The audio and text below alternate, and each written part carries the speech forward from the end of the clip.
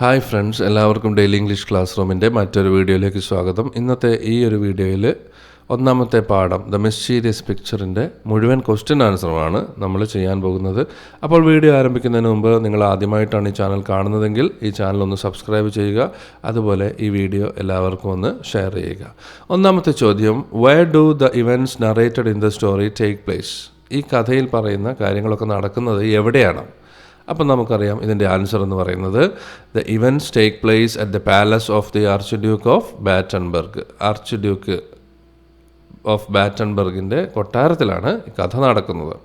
Mention the two central characters you identify at this point. ഇവിടെ നിങ്ങൾ പരിചയപ്പെട്ട പ്രധാനപ്പെട്ട രണ്ട് കഥാപാത്രങ്ങൾ ഈ ഒരു സ്ഥലം വരെ, അതായത് ഈ കഥ ഇത്രയും പറഞ്ഞതുവരെ വെച്ചിട്ടാണ് ഇവിടെ ചോദിക്കുന്നത്.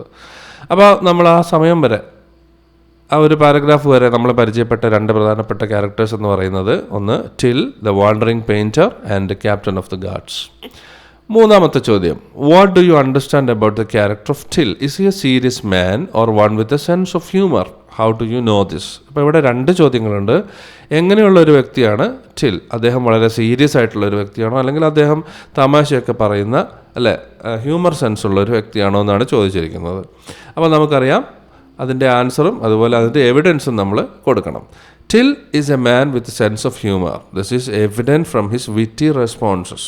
അല്ലേ? അപ്പോൾ ടിൽ എന്തായാലും തീർച്ചയായിട്ടും ഒരു ഹ്യൂമർ സെൻസ് ഉള്ള വ്യക്തിയാണ്. അത് അദ്ദേഹത്തിൻ്റെ മറുപടികളിൽ നിന്ന് വ്യക്തമാണ്. അതിനൊരു ഉദാഹരണവും നമുക്ക് പറയാം. Such as when he jokes about ഹാങ്ങിങ് himself by the teeth on a leg of mutton. അല്ലേ? അദ്ദേഹം കുറച്ച് പണം കിട്ടിയാൽ ഏറ്റവും നല്ല ആട്ടിറച്ചി കഴിക്കും, ആടിൻ്റെ കാലിൽ കെട്ടിത്തൂങ്ങും എന്നൊക്കെ അദ്ദേഹം പറഞ്ഞ ആ ഒരു ഡയലോഗുകൾ അത് വ്യക്തമാക്കുന്നുണ്ട്. ഇനി അടുത്തതായിട്ട് നാലാമത്തെ ചോദ്യം എന്താണെന്ന് നോക്കാം. Is there A change in the attitude of the captain? What is the reason behind it? ആദ്യം ടിൽ വന്നപ്പോൾ അദ്ദേഹത്തെ അകത്തേക്ക് കയറ്റിവിടാൻ ക്യാപ്റ്റൻ ഓഫ് ദ ഗാർഡ്സ് തയ്യാറായില്ല. എന്തായിരുന്നു അതിൻ്റെ റീസൺ? പിന്നീട് അതിനെന്തെങ്കിലും മാറ്റം സംഭവിച്ചോ? എന്താണ് അതിന് കാരണം? ഇതൊക്കെയാണ് ചോദിച്ചിരിക്കുന്നത്.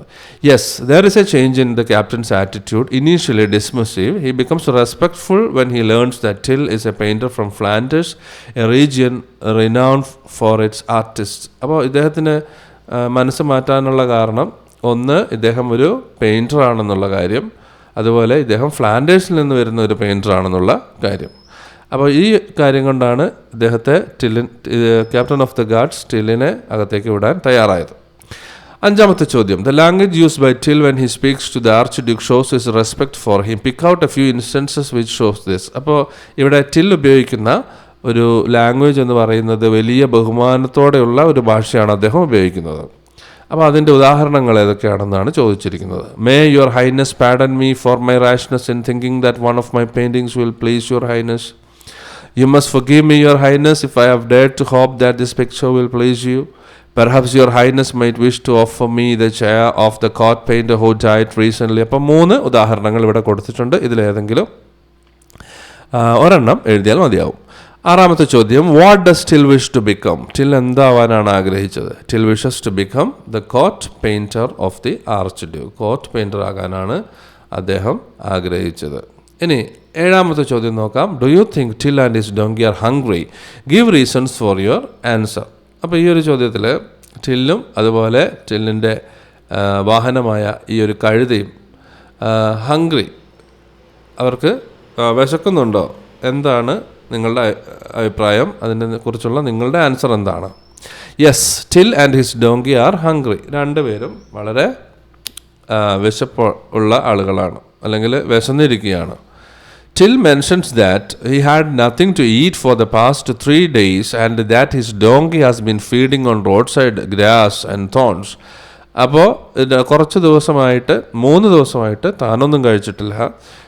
അതുപോലെ തന്നെ ജെഫ് ആണെങ്കിലും നിവൃത്തിയൊന്നും ഇല്ലാത്തതുകൊണ്ട് റോഡ് സൈഡിലെ പുല്ലൊക്കെയാണ് കഴിച്ചിട്ടുള്ളത് എന്ന് പറയുകയാണ്. എട്ടാമത്തെ ചോദ്യം, what does the archduke want Till to do? Archduke ടില്ലിനോട് എന്ത് ചെയ്യാനാണ് പറഞ്ഞത്? എന്ത് വർക്ക് ചെയ്യാനാണ് പറഞ്ഞത്? The archduke wants Till to paint a grand portrait of himself along with his courtiers. ഒരു വലിയൊരു പോർട്രേറ്റ് ചിത്രം വരയ്ക്കാനാണ്. അതായത് മറ്റുള്ള ആളുകൾ കോർട്ടിയേഴ്സിനെയും ചേർത്ത് ഒരു വലിയ ചിത്രം വരയ്ക്കാനാണ് ആവശ്യപ്പെടുന്നത്. ഒൻപതാമത്തെ ചോദ്യം, what does the sentence we do not know when God will think fit to summon us mean? ഈ ഒരു സെൻറ്റൻസിൻ്റെ അർത്ഥം എന്താണ്? ഈ സെൻറ്റൻസിൻ്റെ അർത്ഥം സമൺ എന്ന് വെച്ചാൽ വിളിക്കുക എന്നാണ്. അപ്പോൾ ദൈവം എപ്പോഴാണ് നമ്മളെ വിളിക്കുക എന്നുള്ളത് അറിയില്ല എന്നാണ് പറയുന്നത്. അതിൻ്റെ അർത്ഥം എന്താണ്? It means that people do not know when they will die and be called to the after life by God. എപ്പോഴാണ് ദൈവം നമ്മളെ വിളിക്കുക, അല്ലെ എപ്പോഴാണ് നമ്മൾ മരിക്കുക എന്നുള്ളത് ആർക്കും അറിയില്ല എന്നുള്ള കാര്യമാണ്. ഇനി അടുത്ത ചോദ്യം, 10ാമത്തെ ചോദ്യം, why does Till feel unhappy? എന്തുകൊണ്ടാണ് ടിൽ ഇവിടെ ദുഃഖിതനായി കാണപ്പെടുന്നത്? Till feels unhappy about painting the archduke alone because he believes that archduke would look lonely in the painting without being surrounded by his courtiers. അപ്പോൾ ആദ്യം അദ്ദേഹത്തിൻ്റെ മാത്രം ചിത്രം വരയ്ക്കാനാണ് ആവശ്യപ്പെട്ടത്. അപ്പോഴാണ് ടിൽ വളരെ ദുഃഖിതനായി കാണപ്പെട്ടത്. അല്ലെ, അദ്ദേഹം ഒരു നിർദ്ദേശം പറയുന്നത്, ഒറ്റയ്ക്ക് നിൽക്കുകയാണെങ്കിൽ കാണാൻ ഒരു ഭംഗിയും ഉണ്ടാവില്ല, അതുകൊണ്ട് എല്ലാ കോർട്ടിയേഴ്സിനെയും ചേർത്തുകൊണ്ടുള്ള ഒരു ചിത്രമാണ് വരയ്ക്കേണ്ടതെന്ന് ഇവിടെ ടിൽ നിർദ്ദേശിക്കുകയായിരുന്നു. ഇനി നമുക്ക് അടുത്ത ചോദ്യത്തിലേക്ക് പോകാം. 11ാമത്തെ ചോദ്യം, who are compared to the moon and lanterns? ഇവിടെ അദ്ദേഹം പറയുന്നുണ്ട്, വലിയൊരു മൂണിനെ കുറിച്ച് പറയുന്നുണ്ട്, അതിൻ്റെ ചുറ്റുമുള്ള ചെറിയ വിളക്കുകൾ ലാൻഡേൺസിനെ കുറിച്ച് പറയുന്നുണ്ട്. ആരാണ് ഇവിടെ മൂൺ, ആരാണ് ഇവിടെ ലാൻഡേൺസ് എന്നാണ് ചോദിച്ചിരിക്കുന്നത്. അപ്പോൾ ഇതിൻ്റെ ആൻസർ നമുക്ക് ഈ രീതിയിൽ എഴുതാം. The archduke and the archduchess are compared to the moon. ഇവരാണ് ഇതിലെ മൂൺ. ഇനി ആരാണ് ഇവിടുത്തെ lanterns? While the courtiers are compared to lanterns. ഇനി 12ാമത്തെ ചോദ്യം, what were the demands of the archduke and the courtiers in painting their pictures? എന്തൊക്കെയായിരുന്നു അവരുടെ ഡിമാൻഡുകൾ, അല്ലെ ആർച്ച് ഡ്യൂക്കിൻ്റെ അതുപോലെ കോർട്ടിയേഴ്സിൻ്റെയും ഡിമാൻഡുകൾ എന്തൊക്കെയായിരുന്നു? The courtiers demanded to be depicted flatteringly, അല്ലെ കുറച്ചുകൂടി ഉള്ളതിനേക്കാൾ കൂടുതലായി കാണിച്ചുകൊണ്ട് വലിയ സംഭവമായിട്ടാണ് ചിത്രം വരയ്ക്കേണ്ടതെന്നാണ് കോർട്ടിയേഴ്സ് പറഞ്ഞത്. ഹൈഡിങ് ദർ ഫിസിക്കൽ ഫ്ലോസ്, അവരുടെ ശാരീരികമായിട്ടുള്ള പല പ്രശ്നങ്ങളും മറച്ചു വെച്ചുകൊണ്ട്, അല്ലെങ്കിൽ അവരുടെ ഭംഗിക്കുറവൊക്കെ മറച്ചു വെച്ചുകൊണ്ട് അവരെ നല്ല സുന്ദരന്മാരാക്കണം എന്നാണ് അവർ ആവശ്യപ്പെട്ടത്. The arch Duke demanded an accurate and detailed portrait. എന്നാൽ ആർച്ച് ഡ്യൂക്ക് പറഞ്ഞത് ഓരോരുത്തരും യഥാർത്ഥത്തിൽ എന്താണോ അവരുടെ മുഖത്തൊരു മറുകുണ്ടെങ്കിൽ അത് അതേപോലെ തന്നെ ആണ് വരയ്ക്കേണ്ടതെന്നാണ് പറഞ്ഞിരിക്കുന്നത്. 13ാമത്തെ ചോദ്യം, why did Till think that if he painted the picture he would definitely be killed? അപ്പോൾ ഈ ചിത്രം വരയ്ക്കുകയാണെങ്കിൽ താൻ കൊല്ലപ്പെടുമെന്ന് അദ്ദേഹത്തിന് തോന്നിയത് എന്തുകൊണ്ടാണ്? Till thought he would be killed because if he painted the courtiers as they were, they would be angry and have him killed. അപ്പോൾ യഥാർത്ഥ രൂപം വരച്ചാൽ അവർ കോർട്ടിയേഴ്സ് തന്നെ വധിക്കും.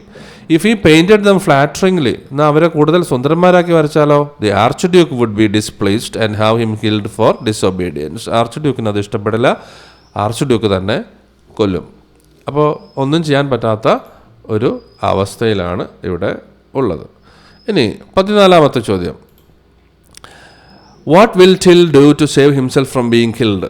അപ്പോൾ ഇതിൽ നിന്ന് രക്ഷപ്പെടാൻ ടിൽ എന്താണ് ചെയ്യാൻ പോകുന്നത്? Till decides to pretend that only those with noble blood can see the painting thereby avoiding offending any one. അപ്പോൾ ഇതിന് അദ്ദേഹം കണ്ടുപിടിച്ചൊരു വിദ്യ ഒരു ചിത്രം വരയ്ക്കാതിരിക്കുക എന്നുള്ളതാണ്.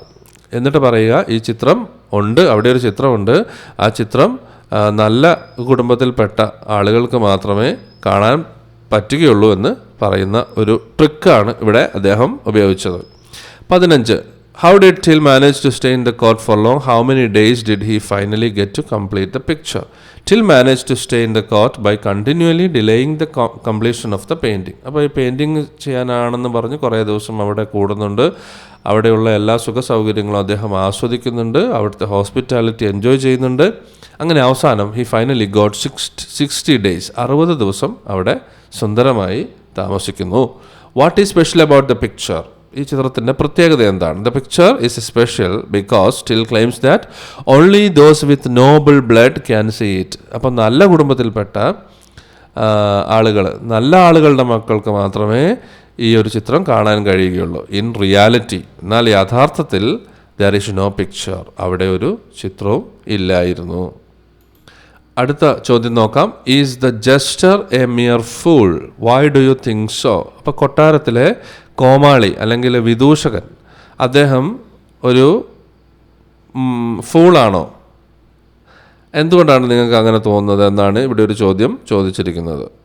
The jester is not a mere fool. അദ്ദേഹം ഒരു മണ്ടനല്ല, അദ്ദേഹമാണ് യഥാർത്ഥത്തിൽ ഇവിടെ സത്യസന്ധമായി കാര്യങ്ങൾ പറഞ്ഞിട്ടുള്ളത്. His honesty and willingness to admit he sees nothing reveal the truth about the non existent painting. അദ്ദേഹം ചിത്രമൊന്നും കണ്ടില്ല ആ ഭിത്തിയിൽ. അപ്പോൾ അതുകൊണ്ട് അദ്ദേഹം ഉള്ള കാര്യം സത്യസന്ധമായി പറഞ്ഞിരിക്കുന്നു. മറ്റുള്ളവർ അതേസമയം ഇല്ലാത്ത ചിത്രത്തെ പ്രശംസിക്കുകയായിരുന്നു. ഇദ്ദേഹം സത്യസന്ധമായിട്ട് പറഞ്ഞു തനിക്കൊന്നും കാണാൻ കഴിയുന്നില്ല എന്ന്. Showing he has sharp perception, അദ്ദേഹത്തിന് നല്ല കാഴ്ചപ്പാടുണ്ടെന്നാണ് ഇതിൽ നിന്ന് നമുക്ക് മനസ്സിലാക്കാൻ കഴിയുന്നത്. അതുപോലെ ധൈര്യവും, താൻ കാണുന്നില്ല എന്നുള്ള കാര്യം സത്യസന്ധമായിട്ട് അദ്ദേഹത്തിന് പറയാൻ സാധിച്ചു.